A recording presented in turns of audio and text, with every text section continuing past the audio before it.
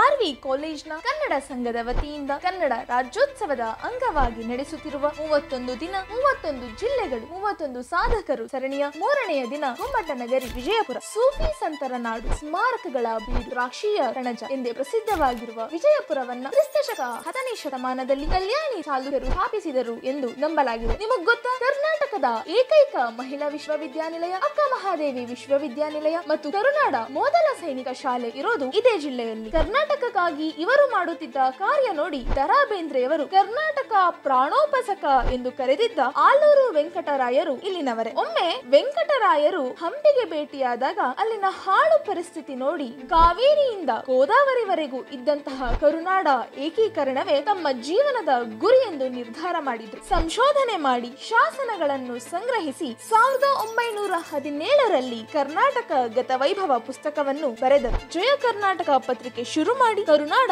ಏಕೀಕರಣಕ್ಕೆ ಅಡಿಪಾಯವಾದರು. November 1, 1956ರಲ್ಲಿ Karnataka ಏಕೀಕರಣದ ದಿನ ಹಂಪಿಯ ವಿರೂಪಾಕ್ಷನಿಗೆ ತಾವೇ ಪೌರೋಹಿತ್ಯ ವಹಿಸಿ ಅರ್ಚನೆ ಮಾಡಿದ್ದರು. ತಾವು ಎಲ್ಲಿ ಅವರ ಜೀವನದ ಗುರಿಯನ್ನ ನಿರ್ಧರಿಸಿದ್ರೋ ಅಲ್ಲೇ ಗುರಿ ಸಾಧಿಸಿದ ಸಂಭ್ರಮವನ್ನ ಆಚರಿಸಿ ಕರ್ನಾಟಕ ಕುಲಪುರೋಹಿತರಾದರು. ಇನ್ನು ಪ್ರತಿದಿನವೂ ಕರುನಾಡ ಸಾಧಕರೊಟ್ಟಿಗೆ ನಿಮ್ಮ ಮುಂದೆ ನಾವು ಬರಲಿದ್ದೇವೆ. ನಿಮ್ಮ ಸಹಕಾರ ಮತ್ತು ಬೆಂಬಲ ಹೀಗೆ ಇರಲಿ. ಧನ್ಯವಾದಗಳು.